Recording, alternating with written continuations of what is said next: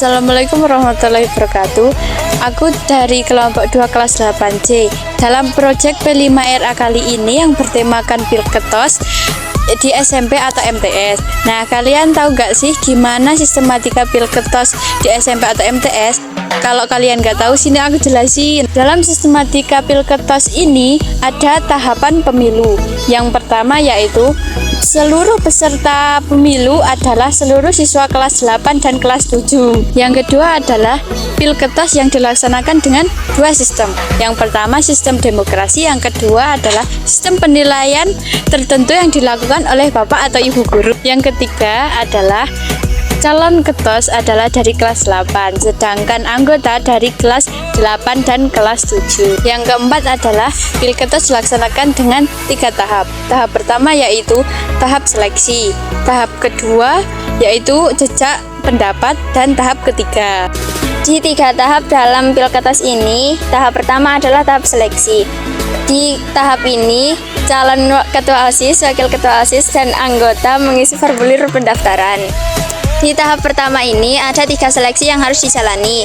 Yang pertama wawancara, yang kedua tes tertulis, dan yang ketiga PBB dan mental. Tahap kedua dalam Pilketos adalah jejak pendapat. Di tahap ini panitia mengumpulkan 6 calon ketua OSIS dan wakil ketua OSIS untuk dikumpulkan. Setelah dikumpulkan, mereka diminta untuk berdebat untuk mengutarakan solusi masalah mereka. Setelah itu, pembina dan panitia menilai masing-masing calon, dan 6 calon tersebut dijadikan 3 pasang.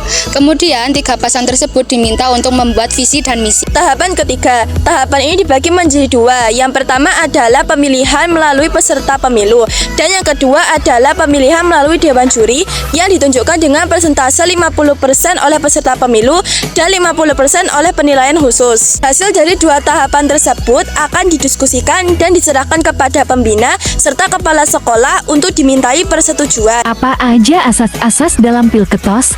Dalam pelaksanaan Pilketos harus memenuhi beberapa asas yang disebut dengan istilah luber jurdil. Yang pertama L, singkatan dari langsung.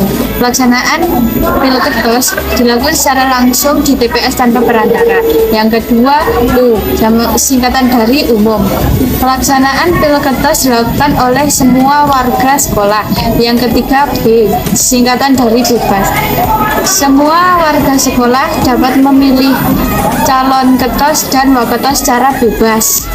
Yang keempat, R merupakan singkatan dari rahasia, di mana pemilih harus mengeluarkan suara pada surat suara tanpa diketahui oleh orang lain. Yang kelima, jur merupakan singkatan dari jujur, di mana seluruh peserta pemilu dan panitia pemilu harus bersikap jujur sesuai dengan peraturan yang berlaku. Yang keenam, dil merupakan singkatan dari adil, di mana seluruh peserta pemilu dan panitia pemilu harus diperlakukan yang sama tanpanya ada kecurangan. Apa aja sih tugas panitia pemungutan suara dan tata cara pelaksanaan Pilketos? Tugas dan peran panitia pemungutan suara: 1. Membentuk kelompok penyelenggaraan pemungutan suara. 2. Melaporkan nama calon anggota OSIS. 3. Mengumpulkan daftar pemilih sementara. 4. Memperbaiki dan mengumumkan hasil perbaikan pemilihan sementara. Memastikan ketersediaan pemungutan suara di TPS. 6. Melaksanakan semua tahapan Pilketos.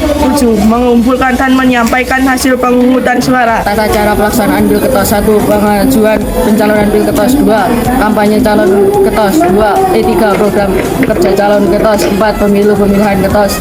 5. Pengumuman ketos terpilih. Sekian dan terima kasih sudah menonton Video kami. Assalamualaikum warahmatullahi wabarakatuh.